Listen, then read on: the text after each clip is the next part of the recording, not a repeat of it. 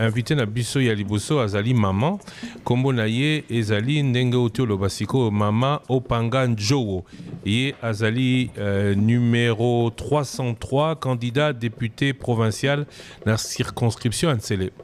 Bonjour maman. Bonjour. Maman Esther.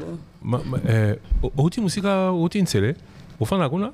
Nafanda ka nasaka misala mingi kuna nazape na bandako kuna me nafanda ka na lemba. Ufanda ka na lemba. Oui, me ba misala ngai bele nyonso na bandako ngai ezali kuna. Musala ni osala ka kuna? Bon, normalement nazali muto ya encadre ka ba mama bilanga. Alors tu encadre ka bango dans quel sens? Puisque il faut l'autonomisation ya moto. To lokela ki bango mabele après to pesi bango ba Congo ba machette na ba semence ba moto na mutazo sala na ndenge na ye na portion na ye amemi na ndako na ye pour à répondre na ba besoin oyo ya ndako na ye. Pe ezali wana na cadre ya association na biso to za na personnalité juridique. Peut tout signer une convention dans l'État, accès à la terre à durée indéterminée. Alors, on a un projet là, qui est un projet d'autonomisation financière de la femme rurale, augmentation des produits agricoles, prescripture, reboisement, transformation et commercialisation pour y arriver dans les chaînes de valeur. C'est déjà 30 ans, parce qu'on a commencé en 1993. 30 ans. 30 ans. 30 ans à Moussalo. 30 ans à Moussala, il y a ONG, mais parti PPSD, c'est parce que je suis chef du parti pour la promotion sociale et le développement communautaire. Ça, on a commencé en 2011, parce qu'on sait l'importance que la femme rurale doit avoir un parti politique qui lui appartient lui-même. Donc, on va lire politique les lotés. Mais attends, politique, attends, bandeli yangote. Mais il faut que d'accord. À part quoi encadrer ma maman Binabilanga depuis 30 ans, ça a soutenu pour le besoin de biloko na okuna banda kuna okuna et tout ça, ça a soutenu kuna nanzeli. Bon, pour en général, tous allés dans le centre hospitalier ou tous allés qui ngabo bango nyonso bayaka ko profiter, to tila ki bango courant et to fitela ki bana mosusu ba frais scolaire pe ba sensibilisation nyonso na memela ki bango ata Monesco pour la formation, sensibilisation ya sida, planification familiale to benga organisation de masse. Alors, il y en a de gauche à droite, je l'ai amené presque tout.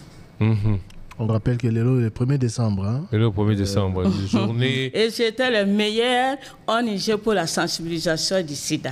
Parce que quand je sensibilise ma maman, ce qui m'ont agi pour nous sensibiliser, que tu vois, le malaria, c'est ton thé. Parce qu'on sait que il y a les saletés chez toi. Mais le sida, c'est l'amour. Et c'est une maladie qui est ajoutée. Quand on t'attrape avec le sida, il ne faut pas avoir les soucis. Tu dois dire que heureusement qu'on vient de me découvrir que je suis malade, on va te traiter. Et chaque fois, quand on fait les tests, quand quelqu'un, on le trouve avec un microbe, et là, il dit « Maman, bakangingana yango », alors je l'embrasse. Donc, ça, c'est ça quoi. Pour l'accident, que la maladie a sonité. Et parce que ça vient de l'amour, voilà, mais c'est un accident, quelque chose qui est arrivé, que tu ne peux pas en voir les soucis, mais il y a des moments pour vous traiter. Voilà, mais quand tu as les malarias, tu fouilles de ça ne va pas. C'est la saleté. Donc vous les encadrez, ces mamans-là, vous encadrez les mamans maraîchères, hein, les mamans agricultrices, mais pourquoi vous décidez de vous lancer en politique? Mon salon souka qui quitter ou encadrer na ba maman bilanga, ba maman na ONG na yo na l'hôpital. Au niveau que ça a politique maman. Bon, c'était une question n'andenge gouvernement a comme on a biso sur les terrains tracasserie. Bazo sala biso tracasserie na yangon gouvernement le baki maman, il faut faire un parti politique. Et mon parti politique a fait que 4 jours. Gouvernement est ici.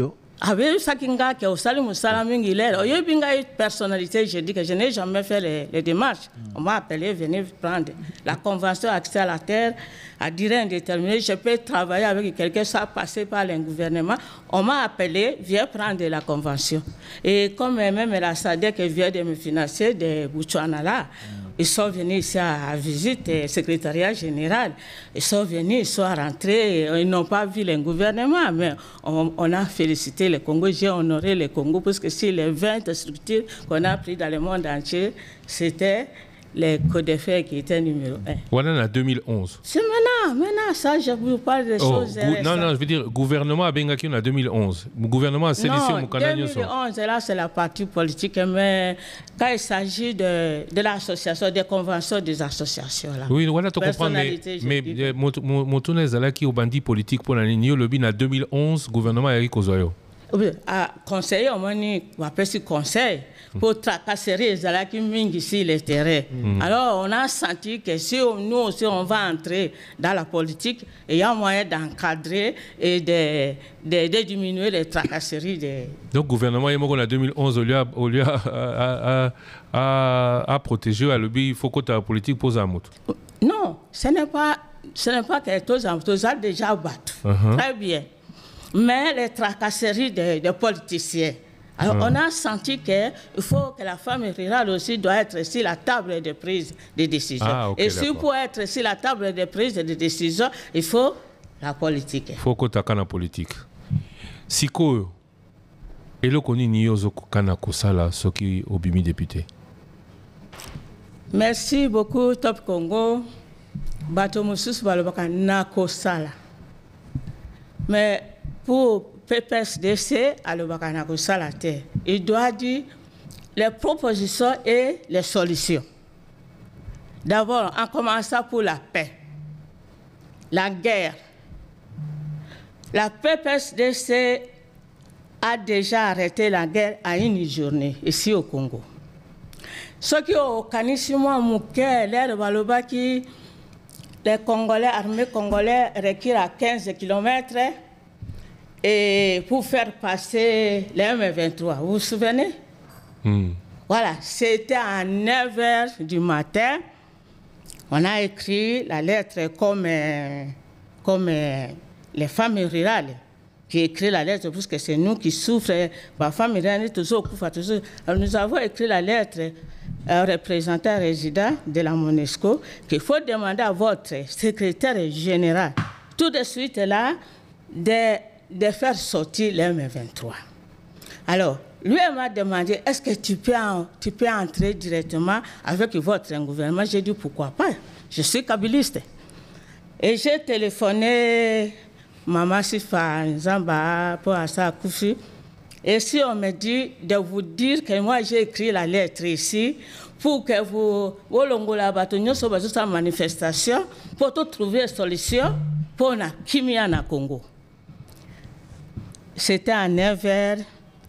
À 14h30, les représentants résidents me disent, maman, félicitations, le secrétaire général il va parler à 16h. Et il a parlé à 16h. Puisqu'il allait demander à tout la permission par le gouvernement, ce qui va kolongola moi mouké ba soda na biso ba rekirer moi mouké pour batika moi c'est là pour ba mususu ana pour ba bima pour les affrontements. Et c'était passé comme ça. C'était en quelle année? C'était en 2013, quelque chose. L'année, j'ai oublié, mais tout le monde savait ça. J'ai les lettres que j'ai déposées, j'ai les démarches que j'ai faites. Pour la deuxième fois, quand on a fait la guerre ici à Kinshasa, c'est ça qui s'était en va. La guerre qui était à le Rwanda entré ici. Mon père, il m'a dit que ce qu'on a dit guerre est comme une amboka.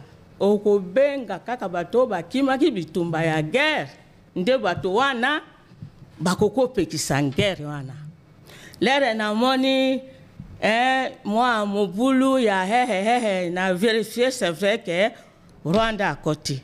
Alors je suis parti, j'ai dit mon père m'a dit et j'ai demandé que bato bakimaki ba guerre et zala ki ba angolais ndenge bazoloba lelo nde bato bakoyeba ke c'était Angolais nde babundaki soki Congolais ezalaki sima, mais c'est l'Angolais qui a fait la guerre là. Na tuni balobi bazali na Kimbanseke. Mukonzi na bango azali na Kimbanseke. Ngai na kei Kimbanseke na tuni mutu wana alobi tokenda. Tomona basinyo wana amoni alobi mama c'est vrai. Na kei ko benga ba étudier ba Angolais nyonso biso nyonso abengi ba Angolais nyonso ya Kimbanseke ya Mongafula tout bakoti na nini na mouvement. Bango ba infiltré na kati ya ba Rwanda. Lere wa kei ko boma mana mongenge kuna alobi à peu près 10 000 ngai na kei epa ya musée. Mama na biso nakata o moke po bato bazolanda o bazo sepela. Balobi mama na biso alesaka biso. Mama na biso bato bayebi yo balobi olesaka biso. Bazo banga balobi mama so tiki mosala yo lesa bango nani akolesa bango po bayebi yo na ntele osala kabilanga nini ozali koluka komema loi proposition na niveau ya assemblée nationale ya provinciale parce que ozokende na niveau ya députation provinciale ville ya Kinshasa commune ya ntele na o etali bilanga esika wapi yo umeli bato balandi pe bolingo na po na politique basepeli mais balobi po na bilanga nini ozomema lokola proposition po na bato bayebana kosala na makambo ya bilanga. C'est super. Question ane ezali kitoko makasi. Omani na pesa binyo exemple moko to sala ki concession ezali 77 hectares avec certificat d'enregistrement na Mongafula. Omani to sala ki kuna pendant 20 ans musée mutapesa ki biso. To reboiser, pisciculture, biloko nyonso to sali, to loni na ba bambu ba nini tout. Mais à partir de 1919, na suka, ba ministre, ba généraux, ba major, ba bouki, on a, même aujourd'hui, vous entrez là-bas, vous trouvez les gens entrer, bazo timula, ma kokuma, bazo tia. Heureusement, j'envoie des photos, toloni lelo, tozi photo et bimi, tozi photo, jusqu'à un arbre comme il a 20 ans. Mais ce qu'on a cueilli, c'était 500 mamans dans la concession là. On vous a qui encadré? On a ça qui encadré. Vous avez qui l'on nini principalement kuna? Voilà, tout ça qu'on a après tout ça liba état, tout l'oni bois noir, tout l'oni acacia, tout l'oni ba manga, tout l'oni ba safo, tout l'oni ezaki sa pied ya café, tout l'oni qui ba bambou ebele. Tolona ki un peu de tout maïs lokola manioko o babengaka wana concession ya Mongafula. Mais siko boye kolanda ndenge bato bazali ko se comporter mingi balingi lisusu ko sala bilanga te balobi d'ailleurs biloko biso toliaka mingi eutaka libanda po bato balingi ko sala bilanga te bazokende na makambo ya bilanga te. Mama yo lelo bana ntele ba pesi yo maboko ba voter yo okomi député provincial nini okosenga basala pona population ayebana kozongela makambo etali bilanga po biso moko to salaka o toliaka o to salaka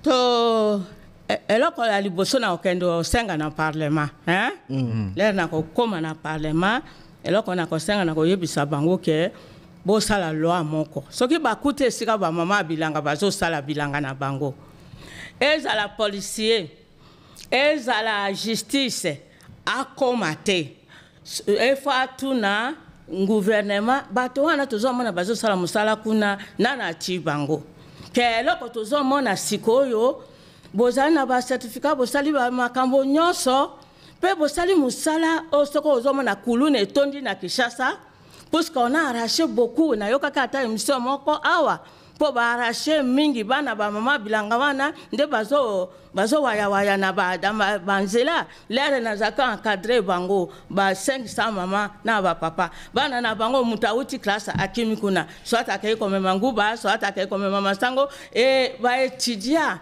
bazalaki na posa ko réclamer ko revendiquer otozoli ate po mutako bima na 100 francs nana lamaki masango ya 100 francs yo moni makambo ya 100 francs pesa ye kaka nana salinguba pesa ye kaka c'était un restaurant aussi ya bana classe mais biso to kolemba te to ko continuer mais il faut battre nyonso top Congo na yoki na yoka ba émission ba maman ba yaka kolelawa top Congo asalaki nini pour asala suivi ndenge na waki Monesco azako sala suivi so akuti likambo ndenge wana akaye pa président de la République akaye d'abord akaye komone loko wana ndenge salemi mabe akaye ko yebisa président de la République ezabo edambuyo omoni makambo wana ekatani pe na mukuse. Voilà, donc eloko aliboso kosenga ba sécuriser ba site na bino place pour sala bilanga spoliation et sala malisusu te.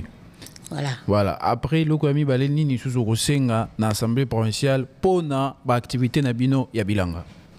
Bon, ce qu'on a qui projet on appelle ça qui.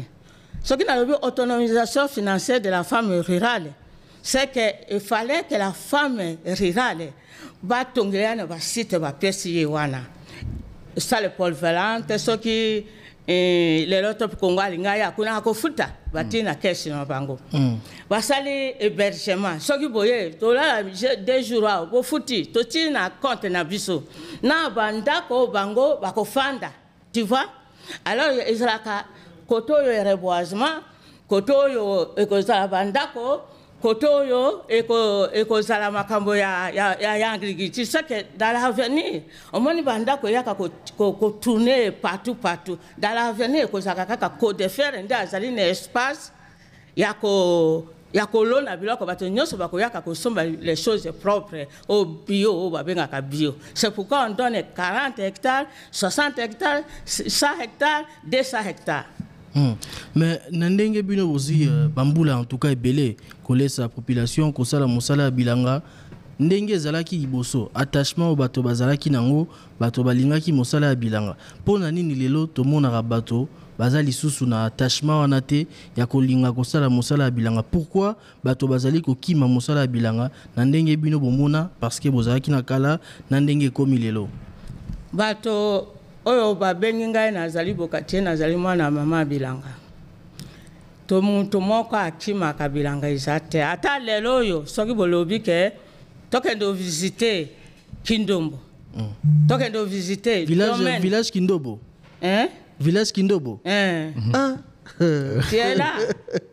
Bon, déjà concession ya mama azako kamwa Kindobo po ngam na laksai ya zao kanisa izalaka te mais ezali na Kindombo na domaine na Kimpoko okay na Kimpoko de na nganda mutu kawana eza musikato okomi boyo okamwe okukuta penja agriculture baloni masango baloni manyoko ba madesu pe banjete reboisement. Maman Esther Opanganjo, candidat numéro 303 Nansele. Au commune affiche na yo voter asali makambo ya minene. Makambo ya minene yo sali ezali nini? Pona ba Nansele. Bon, makambo ya minene en premier lieu c'est bolingo. Oyo na approche ke pa ya bato babengaka mabola me na tomboli bango na association na salaki na jui mikanda nyonso bongo na sentir besoin na bango oyo bazali na périphérique ya ville il fallait bazala na mabele na bango moko sans problème et bongo na sali ndenge wana ndenge bazali wana na senga ka bango cotisation te po ndenge na kolaki na mama na mone esika ngai na zo sala musala et bongo baye ko senganga mbongo ya cotisation d'aider na sensibiliser kabango.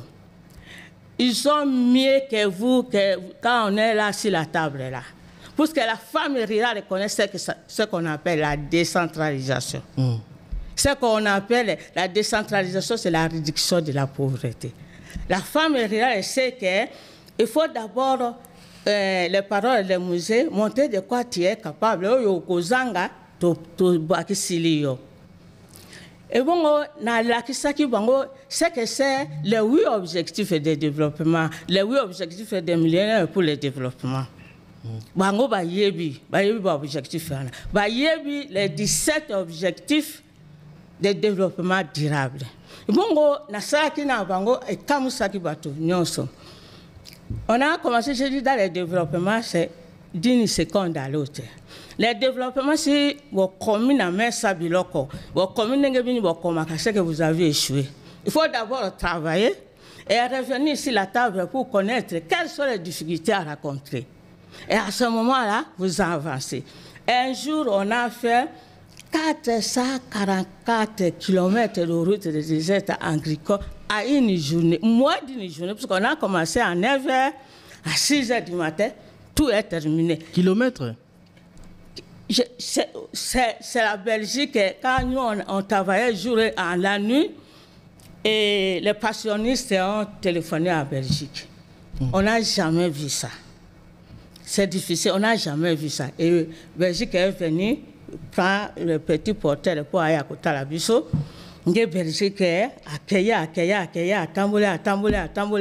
mesurer. Aïe, qu'on peut s'engager une lettre officielle que vous avez fait 444 km de route de désert agricole. Mais je sais que 145, là où je passe pour aller dans notre secteur, jusqu'à aujourd'hui, Jeep passe. Parce que j'ai dit, ce n'est pas dans le développement, ce n'est pas ce que Binbo Salaki, les amis me l'ont suivi.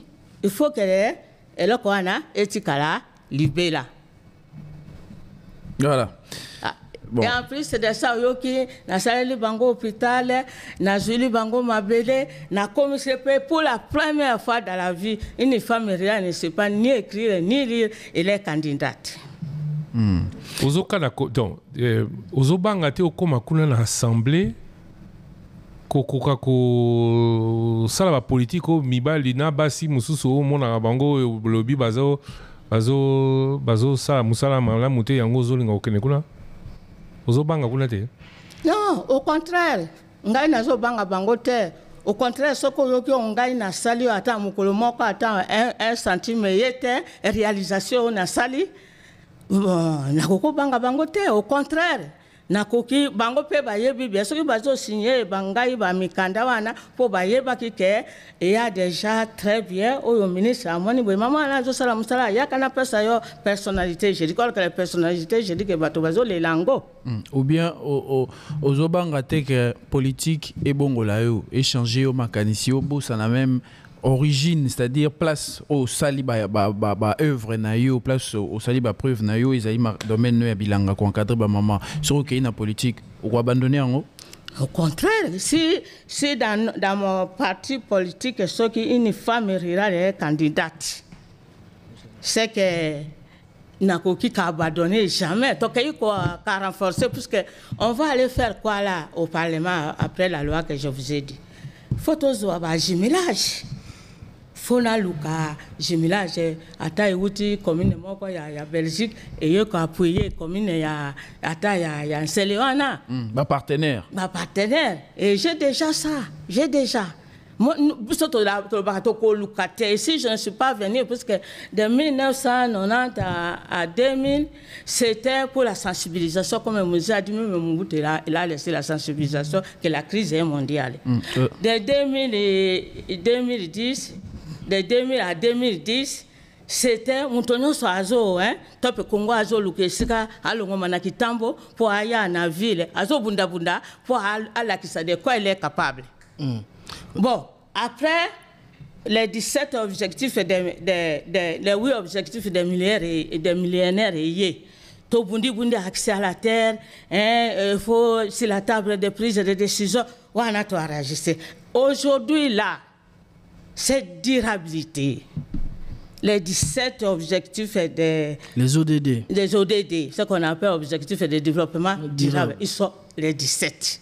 Les 17 là, nous on est là. Si vous voyez dans notre affiche là, il y a déjà, on a mis la pierre. Oui, il faut la construction maintenant.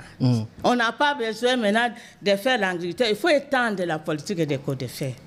Mais nous, vraiment, l'intérêt, les membres, les femmes rurales, à moins que même quand je parle à la radio, comme je parle maintenant au Top Congo, quand je vais dire qu'il faut aller faire la route de désert agricole, comment j'ai fait la route de désert agricole à Lodja et à Esseng, on a fait 50 km, que moi je ne savais pas. À Maniam, on a fait ça, que moi je n'ai jamais vu ces gens-là. Mais je vois les maman n'a vu au sali, maman n'a vu au sali. Tu vois, on est là, ce n'est pas pour toko sala boy. To si to sali, on va démarrer. Merci, maman. Attendez, je n'ai pas encore terminé. Moi, je suis venu ici, c'était pour la politique. Que j'ai payé, hein? J'ai fait ce que j'allais faire. On vous donne la parole pour ça. Oui, ça va. On va vous donner la parole. Mais pour Nakusuki, ça. Caméra yango, biso tokoloba soute. Yo, eloko nini okoloba na bato yo bakokene na vote le 20 décembre. Obakotia mokanda na urne. Poba kanisake o fobatia pour na numéro 303 na circonscription entre les députés provinciaux ba voter yo mama Opango Njowo. Esther. Toujours le baboy. Tokomi ba mama na yebisaka bino ke ba papa bato nyonso bazo yo kangai ezali ke na le baka cancele pamba te pour na chef du parti et bongo to atenya ke ense na ville ya Kinshasa na provincial o nyonso bazo yo kangai le 20 décembre ngai mama Opanga 303 na commune ya Nsele o muto nyonso oya yebaka ke mama Bilanga salaka aliaka akokozwa mutuka na ye na commune ya Ngombe azokenda ko voter mama oyo ba salaka po balia pour cette fois ici il faut basala. Alors pe boyebaka ke mama ya Bilanga pe azali kuna candidate azali 302 bango bato nyonso faut bakenda voter. Hein? 303. Ngai 303, maman Opanga 303. Mais maman Mususu 302. Azali maman Bilanga yebi ko commenter yebi ko sala teme azali candidate pona yebi saki yoke nakoki ko abandonner maman nakoki abandonner Bilanga te. Et bongo muto nyonso yo ayebaka ke soki azo sala vote a supportaka pe nana azali président. Il y a à voter président. Biso tozo voter numéro 3, Moïse Katumbi. Nde tozo soutenir ye et y a ceci. Biso ba maman Bilanga to kesani na binyo. Le président Fachi sa mission. Oya yaki gratuité de l'école, hôpital, gratuité ya Kobota. Na kobenga monde entier nyonso Congo ndazoli adikelemba après anglais après Angola Congo ndazoli adikelemba.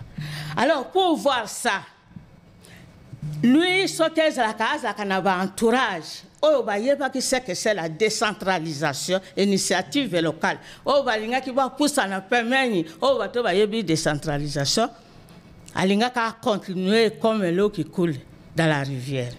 Mais le entourage, bazo aider yete, azo travailler yemoko. Alors on amène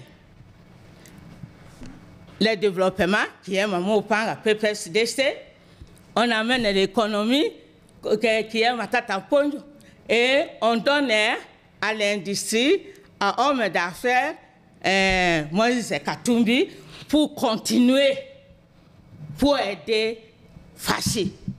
Alors, ce n'est pas que ce que je dois parler chaque fois, ce que tu as dans le Cambo, na kenda qui ne si kamoko, ce que lobby le Cambo lelo, ya yuki.